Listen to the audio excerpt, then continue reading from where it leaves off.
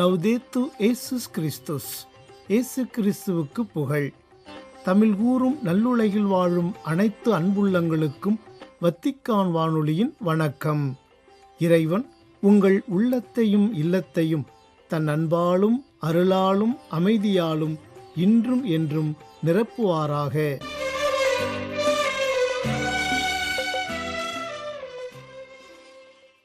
அன்பு நேயர்களே, வத்திக்கான் வானொலி இன்று உங்களுக்கு வழங்கவிருப்பவை தடம் தந்த தகைமை, விவிலிய தேடல் மற்றும் செய்திகள்.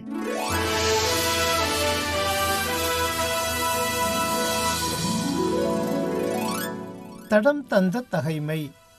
கோவில் தூய்மைப்பாடு.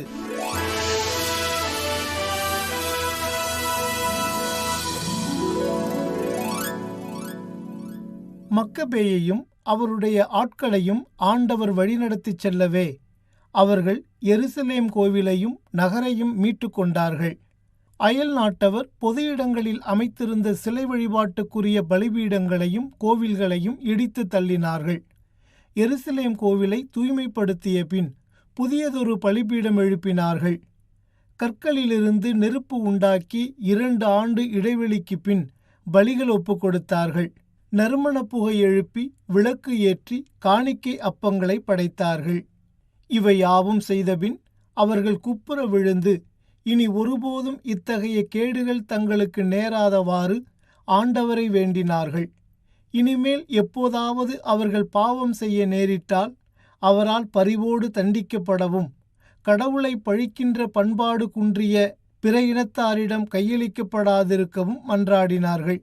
அயல் நாட்டார் கோவிலை தீட்டுப்படுத்தியதன் ஆண்டு நிறைவு நாளிலேயே, அதாவது கிஸ்லேவ் மாதம் 25ஆம் நாளிலேயே கோவில் தூய்மைப்பாட்டு விழா நடைபெற்றது. சில நாள்களுக்கு முன் அவர்கள் மலைகளிலும் குகைகளிலும் காட்டு விலங்குகளைப் போல் அலைந்து திரிந்து கொண்டிருந்த போது கொண்டாடிய கூடார திருவிழாவை நினைவுகூர்ந்து இவ்விழாவையும் அதை போன்றே 8 நாளாக மகிழ்ச்சியுடன் கொண்டாடினார்கள். எனவே தழைகளால் அழகு செய்யப்பட்ட கழிகளையும் பசுங்கிளைகளையும் குருத்தோலைகளையும் ஏந்தியவர்களாய் தமது திருவிடத்தை வெற்றிகரமாக தூய்மைப்படுத்தும்படி செய்த கடவுளுக்கு புகழ்பாக்கள் பாடி நன்றி செலுத்தினார்கள். யூத இனத்தார் அனைவரும் ஆண்டுதோறும் இவ்விழாவை கொண்டாட வேண்டும் என்று பொதுவில் சட்டம் இயற்றி முடிவு செய்தார்கள்.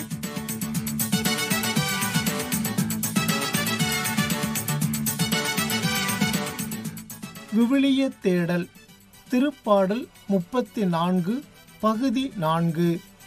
தீமைகள் விலக்கி நன்மைகள் செய்வோம். ஆண்டவர் துணை இருப்பார், ஆபத்து அழகாது, மதில் போல் சூழ்ந்திருப்பார், துன்பங்கள் நெருங்காது. கலங்காதே மனமே, கலங்காதே மனமே, அன்பான தேவன் அரவணைப்பார். கலங்காதே மனமே, ஆண்டவர் துணை இருப்பார். அது ஒரு அழகான சிறிய கிராமம். ஒரு மாலை பொழுதில் முனிவர் ஒருவர் அக்கிராமத்திற்கு வந்தார். ஓர் ஏழை தாய் வீட்டின் திண்ணையில் அமர்ந்து, அம்மா, நான் ரொம்ப பசியாயிருக்கேன், ஏதாவது சாப்பிட இருந்தா கொடுமா என்று கேட்டார். கொஞ்சம் பொறுங்க சாமி, அடுப்புல சோறு வெந்துகிட்டு இருக்கு, தயாரானதும் கொண்டு வந்து தாரேன் என்றார் அந்த தாய். அப்போது இறந்த ஒருவரை கல்லறைக்கு தூக்கிச் சென்றார்கள். உடனே அந்த தாய் சிறுமியான தனது மகளை அழைத்து, இவர் எங்கே போகிறார் என்று பார்த்து வா என்றார். அச்சிறுமி வெளியே போய்விட்டு சிறிது நேரம் கழித்து வந்து, அம்மா, அவர் சொர்க்கத்துக்கு போகிறார் என்று கூறினாள். முனிவருக்கு ஒரே ஆச்சரியம். ஆனாலும் இது குறித்து அவர் ஒன்றும் கேட்கவில்லை. சற்று நேரம் கழித்து இறந்த இன்னொருவரை தூக்கிச் சென்றார்கள். திரும்பவும் தன் மகளை அழைத்த தாய், இவர் எங்கே போகிறார் என்று பார்த்துவிட்டு வா என்றார். மீண்டும் வெளியே சென்ற சிறுமி சிறிது நேரம் கழித்து வந்து, அம்மா, இவன் நரகத்திற்கு போகிறான் என்றார். இப்போதும் அந்த முனிவருக்கு ஒன்றும் புரியவில்லை. உடனே அந்த சிறுமியை அழைத்து, இத்தனை ஆண்டுகளாக நான் துறவியாக இருக்கிறேன், யார் சொர்க்கத்துக்கு போவார், யார் நரகத்துக்கு போவார் என்று எனக்கே சரியாக சொல்ல முடியவில்லை.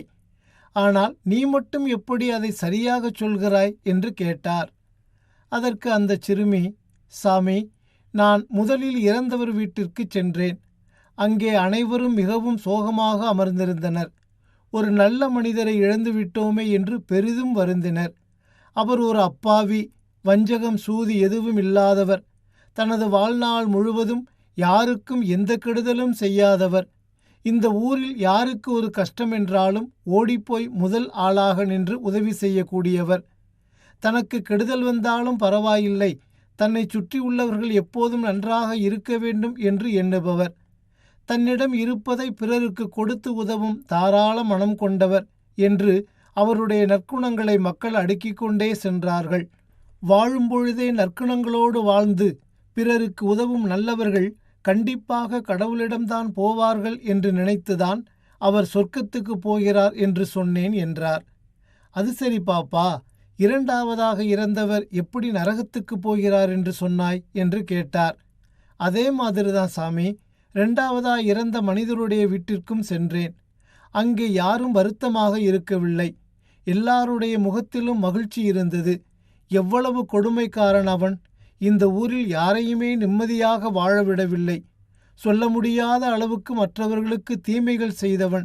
கெட்ட எண்ணமும் பொறாமையும் சூதும் வஞ்சகமும் கொண்டவன்.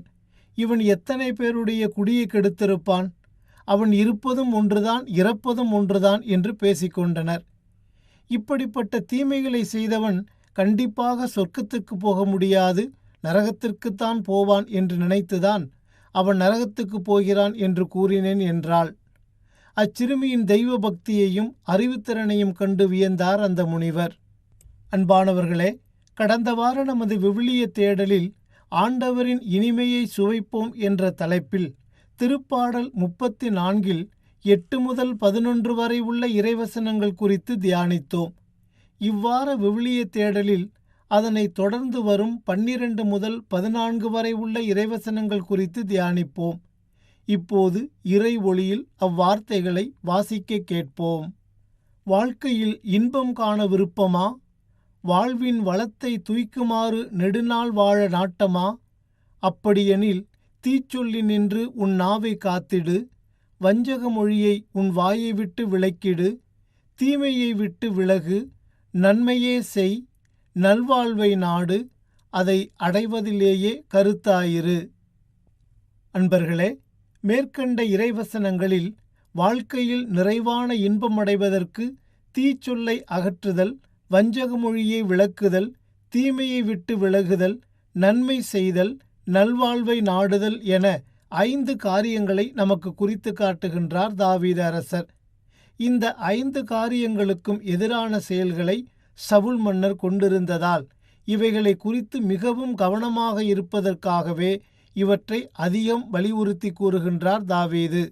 சவுல் மன்னர் தாவீதை பழி தீர்ப்பதில் தீய குணங்களை தன்னகத்தே கொண்டிருந்தார். தாவீது கோலியாத்தை வென்றதும் அவர் மீது கொண்ட பொறாமையால் அவரை தனது அறைக்கு அழைத்து யாழ் மீட்ட வைத்து அவரை தீர்த்து கட்ட நினைத்தார். அது நிறைவேறவில்லை. அதன் பிறகு தனது முதல் மகளை அவருக்கு திருமணம் செய்து வைத்து வஞ்சகமாய் அவரை கொன்றுவிட நினைத்தார். அதுவும் முடியவில்லை. அதன் பிறகு தாவீது மேல் கொண்டிருந்த காழ்ப்புணர்வால் அவருக்கு உதவிய குருக்களையும் நண்பர்களையும் கொன்று குவித்தார். ஆகவே மன்னர் சவுல் நிகழ்த்திய அடுக்கடுக்கான தீச்செயல்களை மனதில் கொண்டுதான் கடவுளை அடைவதற்கும் நல்வாழ்வு வாழ்வதற்கும் தடைக்கற்களாய் அமைந்திருக்கும் தீயவைகளை விட்டொழிக்க வேண்டுமென்று தாவீது அரசர் நமக்கு வலியுறுத்துகின்றார். நெல்சன் மண்டேலா தனிமைச் சிறையில் 27 ஆண்டுகாலம் வதைப்பட்டு கொடுந்துயர்களை அனுபவித்து தென்னாப்பிரிக்காவிற்கு சுதந்திரம் பெற்று தந்து அந்நாட்டின் முதல் கருப்பின அதிபராக பொறுப்பேற்றார். ஒரு ஞாயிற்றுக்கிழமை காலை தனக்கு பாதுகாப்பு தரும் இளம் காவலர்களை அழைத்து கொண்டு காலை உணவு அருந்த ஒரு உணவகத்திற்கு சென்றார். உங்களுக்கு எதெல்லாம் சாப்பிட பிரியமோ அவற்றை வாங்கி சாப்பிட்டு கொள்ளுங்கள் என்று அவர்களுக்கு அன்பு கட்டளையிட்டார். எல்லோரும் மகிழ்வுடன் தாங்கள் பிரியப்பட்டதையெல்லாம் வாங்கி சாப்பிட்டார்கள். இவர்கள் அமர்ந்திருந்த பகுதியில் 4 வரிசை தள்ளி ஒரு பெரியவர் தனியே அமர்ந்து ஏதோ வாங்கி சாப்பிட காத்திருந்தார். மண்டேலா அவரை பார்த்ததும் மகிழ்ச்சி அடைந்து ஒரு காவலரை அனுப்பி அவரையும் அழைத்து வந்து நம்மோடு அமரச் செய்து அவருக்கு வேண்டியதை வாங்கி கொடுங்கள் என்றார். ஆனால் அந்த பெரியவர் எழுந்து வர ரொம்பவும் தயங்கினார். அவ்விளைஞர் பிடிவாதமாக அவரை அழைத்து வந்து அவருக்கு என்ன வேண்டுமென்று கேட்டு அவர் உண்பதற்கு வாங்கி கொடுத்தார். அக்காவலர்களும் வேண்டிய அளவிற்கு விதவிதமான உணவுகளை வாங்கி சுவைத்து சாப்பிட்டார்கள். ஆனால் அந்த பெரியவர் வழக்கத்துக்கு மாறாக சீக்கிரமே சாப்பிட்டு முடித்து வணக்கம் கூறிவிட்டு தட்டு தடுமாறி நடந்து வெளியேறினார். பாவம், வயதாகிவிட்டது, நடக்க சிரமப்பட்டு படபடப்பாக போகிறார் என்றார் ஒரு காவலர். அப்படியல்ல, அவர் யார் என்று நினைத்தீர்கள்? என் சிறை வாழ்க்கையில் பெரும்பகுதி அவர்தான் எனக்கு சிறை அதிகாரியாக இருந்தார். 27 ஆண்டுகளுக்கு முன் நான் சிறைக்குள் நுழையும் போது இரும்பு உடம்புடன் வலிமையாக இருந்தேன். சிறையில் கொடுக்கும் உப்பில்லா கூழும் வாயில் வைக்க முடியாத அச்சுக்களியும் என்னை படிப்படியாக பலவீனப்படுத்த தொடங்கின. அது மட்டுமன்றி வாரம் ஒரு நாள் எனக்கு 2 விதமான பூஜைகள் நடக்கும். என் ஆடைகளை கழற்றிவிட்டு உள்ளாடையுடன் நிறுத்தி 100 சவுக்கடி தருவார்கள். அது முடிந்ததும் 100 முறை லத்தியால் தாக்குவார்கள். ஆனால் இரத்தம் வராமல் இந்த கொடுமையை செய்வார்கள். கழுத்து அறுபட்ட கோழி போல வலி தாங்காமல் துடிதுடிப்பேன். நாக்கு வறண்டு விடும், தொண்டை காய்ந்து விடும். நடுநடுங்கிக் கொண்டே தண்ணீர் தண்ணீர் என்று அலறுவேன். இந்த சிறை அதிகாரிதான் என்னிடம் வந்து, ஓ, உனக்கு தண்ணீர் வேண்டுமா, இதோ தண்ணீர் என்று கூறி என் மீது தனது சிறுநீரை பீச்சி அடிப்பார். ஒரு நாள் 2 நாள் அல்ல, கடைசி வரை இந்த மரியாதை எனக்கு ஈவு இரக்கமில்லாமல் தரப்பட்டது. சரி, மேலதிகாரியின் உத்தரவு, அதை இவர் செய்திருக்கிறார், இவரை கோபித்து என்ன பயன் என்றுதான் இன்று அவரை நம்மோடு உணவருந்த அழைத்தேன் என்றார் மண்டேலா. இன்னா செய்தாரை ஒருத்தல் அவர் நாண நன்னயம் செய்துவிடல் என்ற குரலில் ஒருவர் உனக்கு தீமை செய்தால் அவரே நாணும் அளவுக்கு நீ அவருக்கு நன்மை செய்துவிடு என்கிறார் திருவள்ளுவர். கெட்ட வார்த்தை எதுவும் உங்கள் வாயினின்று வரக்கூடாது. கேட்போர் பயனடையும்படி தேவைக்கு ஏற்றவாறு அருள் வளர்ச்சிக்கேற்ற நல்ல வார்த்தைகளையே பேசுங்கள். மனக்கசப்பு, சீற்றம், சினம், கூச்சல், பழிச்சொல் எல்லாவற்றையும், தீமை அனைத்தையும் உங்களை விட்டு நீக்குங்கள் என்று கூறுகின்றார் புனித பவுலடியார். ஆகவே அன்பு நிறைந்தவர்களே, தீச்சொல்லினின்று நமது நாவை காத்து வஞ்சக மொழி அகற்றி தீமையை விலக்கி நன்மையை நாளும் செய்து நல்வாழ்வை நாடுவோம். தாவீதை போன்று இத்தகைய நல்வாழ்வை அடைவதில் கருத்தாயிருப்போம். இவ்வருளுக்காக இந்நாளில் இறைவனிடம் மன்றாடுவோம். உன்னை காப்பவர் அயர்வதில்லை, உன் கால் இடற விடுவதில்லை, உன்னை கைவிட்டு பிரிவதில்லை, உன்னோடு உயிராய் இணைந்திருப்பார். உன்னை காப்பவர் அயர்வதில்லை, உன் கால் இடற விடுவதில்லை, உன்னை கைவிட்டு பிரிவதில்லை, உன்னோடு உயிராய் இணைந்திருப்பார். பகலின் வெயிலோ இரவின் நிலவோ தீமை செய்யாது அஞ்சாதே, புயலும் மழையும் புவியை சூழ்ந்தால் தீமை செய்யாது திகையாதே. தீமைகள் விலக்கி நன்மைகள் செய்வோம் என்ற தலைப்பில் இன்றைய விவிலிய தேடல் நிகழ்ச்சியை உங்களுக்கு வழங்கியது வத்திக்கான் வானொலி.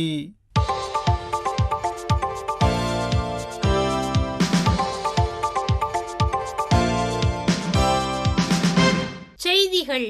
சிட்னியின் பேராயர் அந்தோனி ஃபிஷர் அவர்களுக்கு அனுப்பிய இரங்கல் செய்தி ஒன்றில், அண்மையில் சிட்னியில் நிகழ்ந்த தாக்குதலில் ஹனுக்கா கொண்டாட்டத்திற்காக கூடியிருந்த யூத சமூகத்தை சேர்ந்தவர்கள் உயிரிழந்ததற்கு தனது ஆழ்ந்த வருத்தத்தை தெரிவித்துள்ளார் திருத்தந்தை 14ஆம் லியோ. டிசம்பர் 15 திங்கட்கிழமையன்று திருப்பீடச் செயலர் பேத்ரோ பரோலின் அவர்களால் கையொப்பமிட்டு அனுப்பப்பட்டுள்ள இந்த செய்தியில், துயரமான மற்றும் அர்த்தமற்ற வன்முறை செயலால் பாதிக்கப்பட்ட அனைவருக்கும் தனது உடனிருப்பை வெளிப்படுத்துவதாக கூறியுள்ளார் திருத்தந்தை. மேலும் இந்த தாக்குதலில் காயமடைந்து சிகிச்சை பெற்று வருபவர்கள் விரைவில் நலம் பெறுவதற்காகவும், இத்துயர நிகழ்வில் தங்கள் அன்புக்குரியவர்களை இழந்து துயருவோர் ஆறுதல் அடைவதற்காகவும் தான் தொடர்ந்து இறைவேண்டல் செய்வதாகவும் அச்செய்தியில் மொழிந்துள்ளார் திருத்தந்தை. வன்முறையால் தூண்டப்பட்டவர்கள் அமைதி மற்றும் ஒன்றிப்பின் பாதைக்கு திரும்புவார்கள் என்று தான் நம்பிக்கை கொள்வதாகவும், அதே வேளையில் இத்தாக்குதலில் உயிரிழந்த அனைவரும் நிறை அமைதி பெற வேண்டி இறைவேண்டல் செய்வதாகவும் உரைத்துள்ளார் திருத்தந்தை. இறுதியாக அனைத்து ஆஸ்திரேலிய மக்கள் மீதும் அமைதி மற்றும் வலிமையின் தெய்வீக ஆசீர்வாதங்களை வேண்டி தனது இரங்கல் செய்தியை நிறைவு செய்துள்ளார் திருத்தந்தை. யூத சமூகத்தின் மீதான தாக்குதல் நம் அனைவரின் மீதான தாக்குதலுக்கு சமம் என்று கூறியுள்ளார் சிட்னியின் பேராயர் அந்தோனி ஃபிஷர்.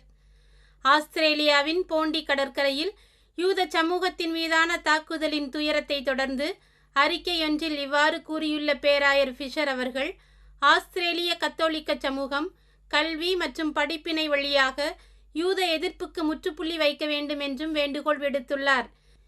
மேலும் இந்த தாக்குதலை யூத எதிர்ப்பு வெறுப்பு செயல் என்றும், ஆஸ்திரேலியாவின் விழுமியங்களுக்கு எதிரான ஒரு கடுமையான அவமானம் என்றும் கண்டனம் செய்துள்ள பேராயர் ஃபிஷர் அவர்கள், யூத எதிர்ப்பு சூழல் வளர்ந்து வருவதாக எச்சரித்ததுடன் அதனை தடுப்பதற்கான தீர்க்கமான நடவடிக்கைக்கும் அழைப்பு விடுத்துள்ளார். கிறிஸ்தவர்கள் மற்றும் யூதர்களின் பொதுவான ஆன்மீக மூலங்களை குறித்து எடுத்து காட்டிய பேராயர் ஃபிஷர் அவர்கள், யூதர்கள் மீதான இந்த தாக்குதல் அனைவரின் மீதான தாக்குதலுக்கு சமம் என்று கூறியுள்ளார். பாதிக்கப்பட்டவர்களுக்கு இரங்கல் தெரிவித்துள்ள அதே வேளையில் இந்த துயர நிகழ்வின் போது காட்டப்பட்ட துணிவு மற்றும் இரக்கச் செயல்களை எடுத்துரைத்து யூத சமூகத்திற்கு தனது ஆழ்ந்த இரங்கலை தெரிவித்துக் கொண்டார் பேராயர். மேலும் கத்தோலிக்க தலத்திரு அவை கல்வி, படிப்பினை மற்றும் நடைமுறை ஆதரவு மூலம் யூத எதிர்ப்பை எதிர்த்து போராடுவதற்கான முயற்சிகளை தீவிரப்படுத்தும் என்று உறுதியளித்தார் பேராயர். இதற்கிடையில் போண்டி கடற்கரையில் உள்ள பங்குத்தளத்தின் அருள்பணியாளர் அந்தோனி ராபி அவர்கள் வத்திக்கான் செய்தி நிறுவனத்திடம் பேசியபோது இந்த நிகழ்வு குறிப்பாக இளைஞர்களிடையே பரவலான பயம் மற்றும் அதிர்ச்சியை ஏற்படுத்தியுள்ளதாக விவரித்தார். டிசம்பர் 15 திங்கட்கிழமையன்று வத்திக்கான் புனித பேதுரு பெருங்கோவில் சதுக்கத்தில் இடம்பெற்ற விழா ஒன்றின் போது வத்திக்கான் நகர நிர்வாகத்துறையின் தலைவர் அருட்சகோதரி ரஃபேலா பெத்ரினி அவர்கள் கிறிஸ்மஸ் மரத்தையும் பிறப்பு காட்சியையும் ஒளியேற்றி திறந்து வைத்தார். இந்த நிகழ்வில் பேசிய அருட்சகோதரி பெத்ரினி அவர்கள், புனித பிரான்சிஸ் அசிசியார் அவர்களால் ஈர்க்கப்பட்ட அமைதி, படைப்பின் மீதான அக்கறை மற்றும் உலகளாவிய உடன் பிறந்த உறவின் அடையாளங்களாக இவற்றை எடுத்துரைத்தார். இந்த கிறிஸ்மஸ் குடிலை தயார் செய்வதற்கான மூலப்பொருட்களை நன்கொடையாக வழங்கிய இத்தாலிய மறைமாவட்டங்களைச் சேர்ந்த துறவற மற்றும் சிவில் பிரதிநிதிகள் வத்திக்கான் அதிகாரிகளுடன் விழாவில் கலந்து கொண்டனர். மேலும் இக்கொண்டாட்டத்துடன் வத்திக்கான் ஜென்டர்மெரி இசைக்குழு மற்றும் மாநில பாடகர் குழுக்களின் இசை நிகழ்ச்சிகள் நடைபெற்றன. இங்கு வைக்கப்பட்டுள்ள ஏறத்தாழ 25 மீட்டர் உயரமுள்ள ஐரோப்பிய கிறிஸ்மஸ் மரம் போல்சானோ பிரசனோன் மறைமாவட்டத்தால் நன்கொடையாக வழங்கப்பட்டதாகும். இந்த கிறிஸ்து பிறப்பு காட்சிகள் 2026 ஆண்டு ஜனவரி 11 நாளன்று நடைபெறும் ஆண்டவரின் திருமுழுக்கு விழா வரை இருக்கும் என்று தெரிவிக்கப்பட்டுள்ளது. டிசம்பர் 15 திங்களன்று காங்கோ ஜனநாயக குடியரசின் தெற்கு கிவு பகுதியில் அதிகரித்து வரும் வன்முறை காரணமாக 1,00,000 குழந்தைகள் உட்பட 5 லட்சத்திற்கும் மேற்பட்ட மக்கள் இடம்பெயர வேண்டிய கட்டாயத்திற்கு தள்ளப்பட்டுள்ளதாக யுனிசெஃப் நிறுவனம் தெரிவித்துள்ளது. டிசம்பர் 2 முதல் இடம்பெற்று வரும் இவ்வன்முறை தாக்குதலால் நூற்றுக்கணக்கானோர் கொல்லப்பட்டிருப்பதாக தெரிவித்துள்ள அந்நிறுவனம், குறைந்தது 7 பள்ளிகள் மீது நடத்தப்பட்ட தாக்குதல்களில் 4 மாணவர்கள் உயிரிழந்ததுடன் 6 பேர் காயமடைந்துள்ளதாகவும் குறிப்பிட்டுள்ளது. சிறுவர்களை பாதுகாக்குமாறு அனைத்து தரப்பினருக்கும் அழைப்பு விடுத்துள்ளது யுனிசெஃப் நிறுவனம். இத்துடன் வத்திக்கான் வானொலியின் தமிழ் ஒலிபரப்பு நிறைவு பெறுகின்றது. உங்கள் செவிமடுத்தலுக்கு நன்றி. வணக்கம்.